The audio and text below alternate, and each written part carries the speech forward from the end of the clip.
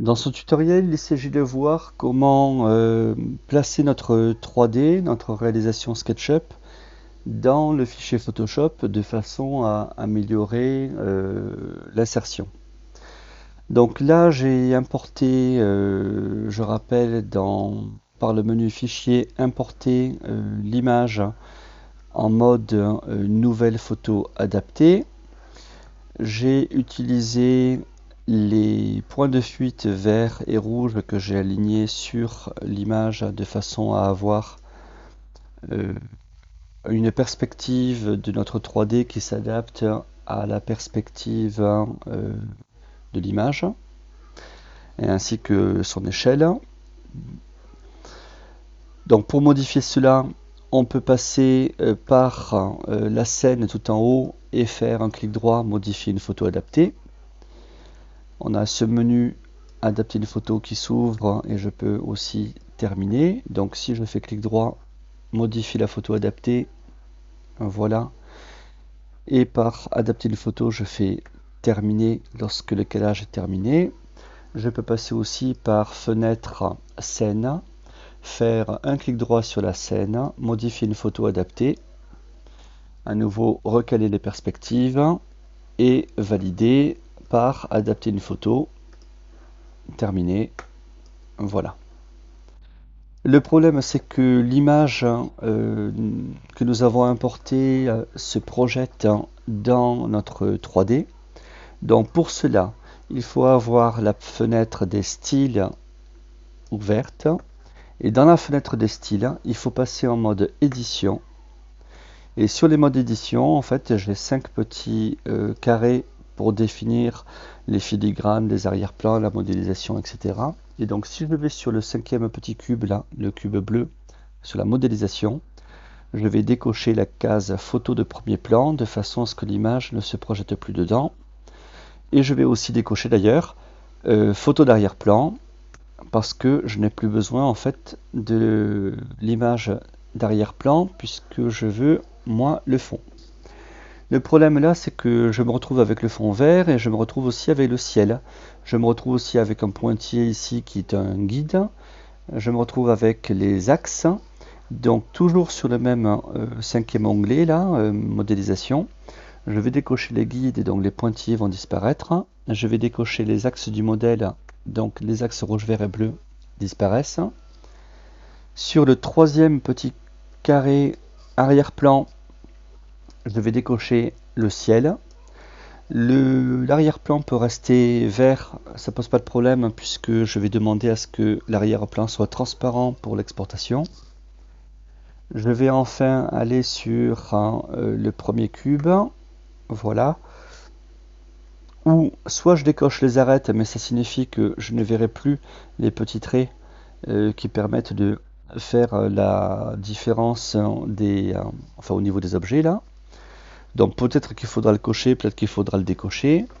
Profil, voilà, je peux à mon avis décocher la case de profil puisque c'est le double trait qu'il y a autour des groupes et autour des objets. Voilà. Et les arêtes, si on trouve qu'elles ne sont pas bonnes, je peux toujours les conserver, mais par exemple changer de couleur et les mettre plutôt grises. Donc dans la liste, je vais mettre en couleur non. Voilà, et aller chercher voilà, un gris peut-être, voire un gris plus clair, de façon à avoir les arêtes, mais que ça soit pas trop épais non plus. Donc si ça me convient, je peux mémoriser le style en cliquant sur le plus en haut à gauche. Donc ça signifie que dans sélectionner, nous avons le style de base et le nouveau style avec l'activation, enfin la modification des arêtes, la désactivation de la photo de premier plan, la photo d'arrière-plan, je veux dire, voilà, et la photo de premier plan aussi désactivée, ainsi que le ciel qui a été désactivé. Maintenant, je vais me référer quand même à l'image de base. Je rappelle que dans Photoshop, dans Image, taille de l'image, j'ai une image qui fait une taille de 3000 pixels pour cette image-là. Je vois à peu près le type de cadrage que je vais sur cette photo. Donc je vais essayer de conserver à peu près le même type de cadrage, c'est-à-dire surtout ne pas exporter cette image à cette taille-là, non plus à cette taille, mais essayer en fait d'occuper à peu près les mêmes espaces. Je pense que là on est pas mal. Donc là le déterminant, ça sera surtout la hauteur de l'image plus que la largeur. Donc je vais aller dans Fichier, je vais faire exporter en graphique 2D et en faisant l'export graphique 2D, je renomme évidemment mon image, je l'exporte en PNG de façon à bénéficier des transparences. Mais pour pouvoir en bénéficier, il faudra cliquer sur le bouton Options, cocher la case arrière-plan. Anti-crénelage, on la laisse toujours cochée de façon à éviter d'avoir un phénomène d'escalier sur les images.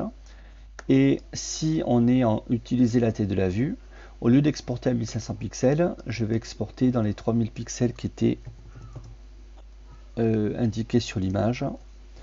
La résolution, je n'y touche pas. Je valide. Voilà. Et j'ai plus qu'à exporter. Voilà, maintenant que l'export est en train de se faire, je vais dans Photoshop, je vais ouvrir l'image PNG que je viens d'exporter. Donc j'ai bien le damier de transparence qui signifie que l'image est parfaitement transparente. Et là, avec la flèche de déplacement de Photoshop, je vais glisser cette image sur l'onglet de ma vitrine. Voilà. Et je vais essayer d'adapter la taille. Donc comme l'image en fait est assez présente là, je vais réduire l'opacité de façon à avoir un peu par transparence l'image. Alors je peux travailler dans les opacités, je peux changer éventuellement le mode de fusion. Donc le mode produit là n'est pas exceptionnel. Est-ce qu'il y a un mode qui pourrait fonctionner correctement? Bon là, différence souvent c'est pas mal pour voir bien, pour bien voir en fait les différences avec l'image précédente. Bon, je vais rester en différence, mais voilà, il faut que je cale cette image sur l'image précédente. Donc, je vais aller dans Édition, Transformation manuelle. En attrapant les poignées, si vous êtes sur une version 2018 par exemple, il faudra maintenir la touche majuscule, mais avec la version 2019, 2020, 2021, il n'y a pas de raison de maintenir la touche majuscule pour conserver les proportions. Voilà, donc je vais d'abord réduire, je vais me caler sur le côté droit, voilà. Maintenant je vais à nouveau attraper la poignée, je vais agrandir l'image jusqu'à ce que ça recouvre correctement les vitrines. Je vais replacer l'image, rechanger le mode de fusion en me remettant en normal. Peut-être on pourra agrandir un petit peu, voilà. Donc là je pense qu'on est à peu près bon. J'appuie sur Entrée pour valider. Voilà, donc si vous avez une image par contre qui est en façade, enfin qui est de face, hein, où vous n'avez pas deux angles comme ça, vous pouvez toujours avec CTRL T ou faire Commande T pour faire la transformation, vous pouvez toujours tricher en appuyant sur Commande et essayer de déformer un petit peu les perspectives de façon à s'adapter plus facilement à l'image. Mais si l'image SketchUp s'est adaptée sur la photo avec les perspectives précédentes, il n'y a pas de raison de faire de ce genre de manipulation. Maintenant, j'ai besoin d'effacer là le flanc gauche de cette vitrine parce qu'il faut que je fasse réapparaître le pilier qu'il y a sur cette image. Donc je vais cacher temporairement le calque 1, prendre un outil de sélection. Là, l'outil de sélection le plus adapté pour les traits droits, c'est l'outil lasso polygonal. Voilà, je vais zoomer, placer, voilà mon lasso polygonal là-haut, redescendre, parfait. Là, peut-être que ce ne sera pas forcément utile de le faire. Voilà. Et donc si je révèle le calque 1, voilà, toute cette partie-là ne m'intéresse pas, donc j'ai plus qu'à sélectionner le calque 1.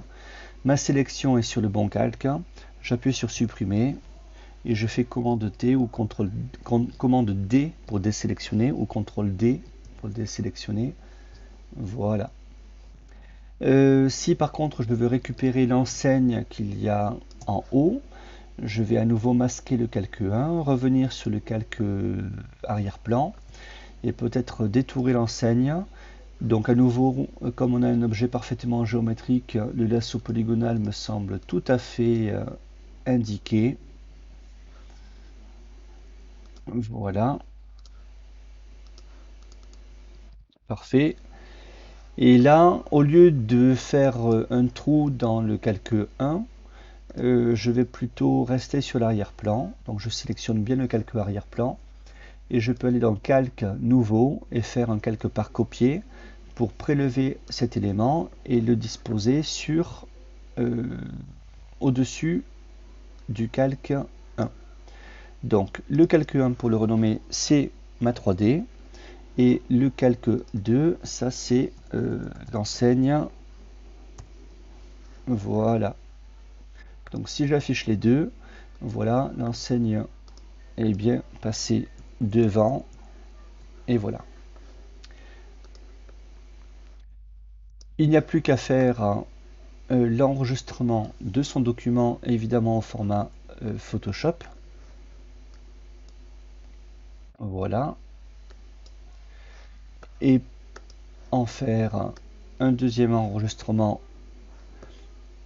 que je vais appeler insertion au format JPEG pour faire la présentation.